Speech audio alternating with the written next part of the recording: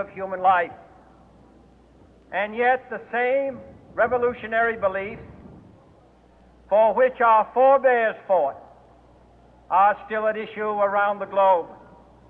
The belief that the rights of man come not from the generosity of the state, but from the hand of God. We dare not forget today that we are the heirs of that first revolution.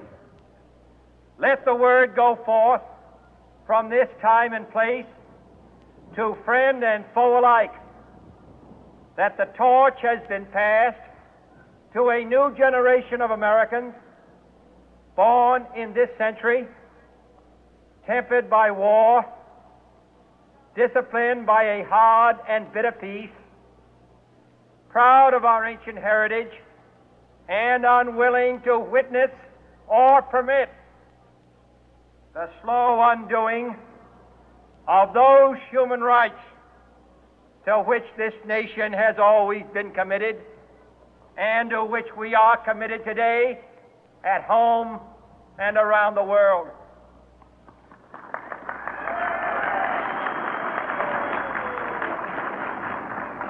Let every nation know, whether it wishes us well or ill, that we shall pay any price, bear any burden, meet any hardship, support any friend, oppose any foe to assure the survival and the success of liberty.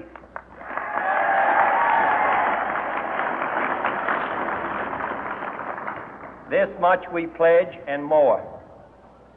To those old allies whose cultural and spiritual origins we share, we pledge the loyalty of faithful friends.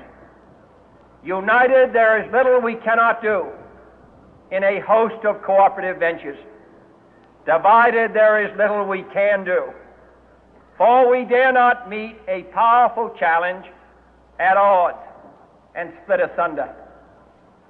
To those new states whom we welcome to the ranks of the free, we pledge our word that one form of colonial control shall not have passed away, merely to be replaced by a far more iron tyranny.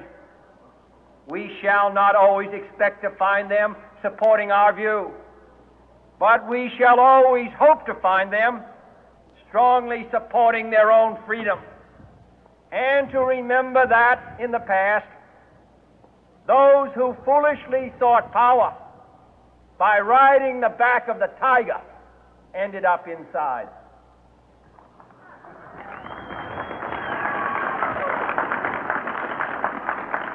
To those people in the huts and villages of half the globe struggling to break the bonds of mass misery, we pledge our best efforts to help them help themselves for whatever period is required, not because the communists may be doing it, not because we seek their votes, but because it is right.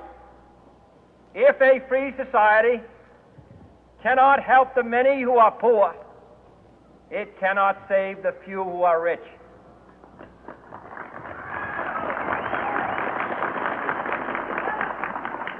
To our sister republics south of our border, we offer a special pledge to convert our good words into good deeds, in a new alliance for progress, to assist free men and free governments in casting off the chains of poverty. But this peaceful revolution of hope cannot become the prey of hostile powers. Let all our neighbors know that we shall join with them to oppose aggression or subversion anywhere in the Americas. And let every other power know that this hemisphere intends to remain the master of its own house.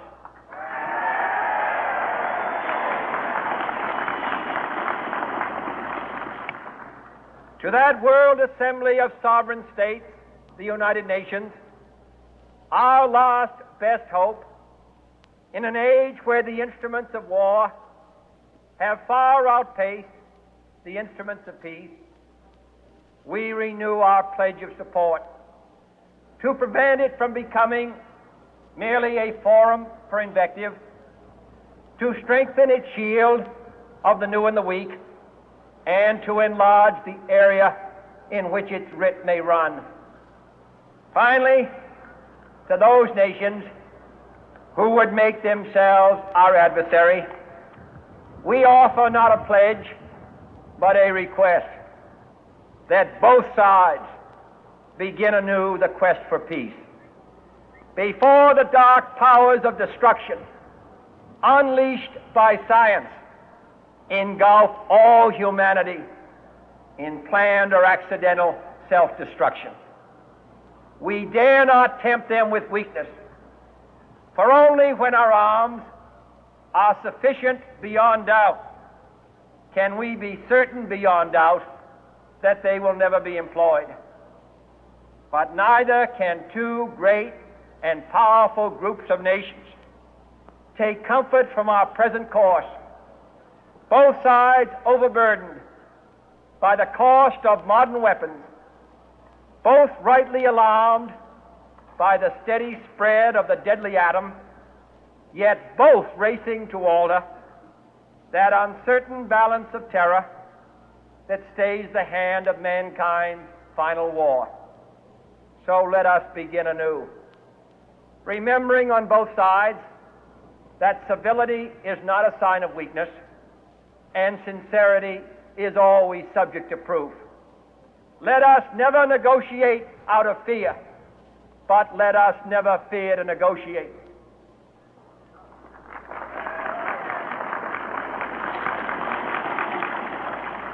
Let both sides explore what problems unite us, instead of belaboring those problems which divide us. Let both sides, for the first time, formulate serious and precise proposals for the inspection and control of arms, and bring the absolute power to destroy other nations under the absolute control of all nations.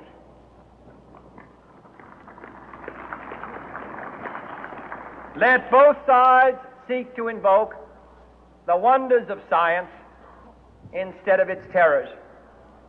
Together, let us explore the stars, conquer the deserts, eradicate disease, tap the ocean depths, and encourage the arts and commerce.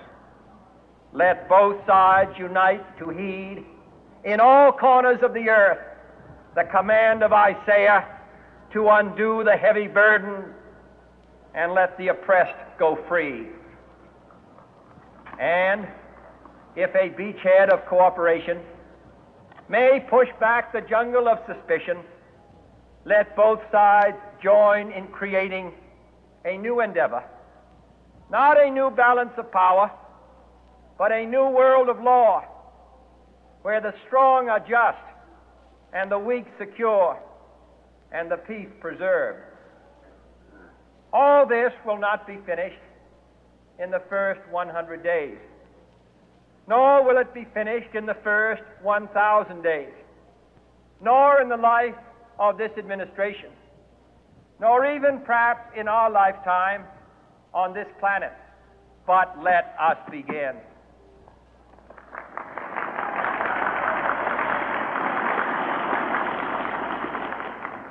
In your hands, my fellow citizens, more than mine, will rest the final success or failure of our course. Since this country was founded, each generation of Americans has been summoned to give testimony to its national loyalty. The graves of young Americans who answered the call to service surround the globe. Now the trumpet summons us again, not as a call to bear arms, though arms we need, not as a call to battle, though in battle we are, but a call to bear the burden of a long twilight struggle, year in and year out, rejoicing in hope, patient in tribulation, a struggle against the common enemies of man, tyranny, poverty, disease, and war itself.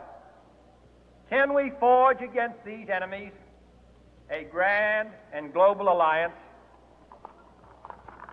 north and south, east and west, that can assure a more fruitful life for all mankind?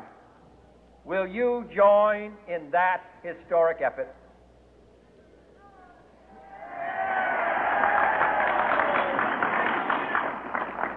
In the long history of the world, only a few generations have been granted the role of defending freedom in its hour of maximum danger. I do not shrink from this responsibility. I welcome it.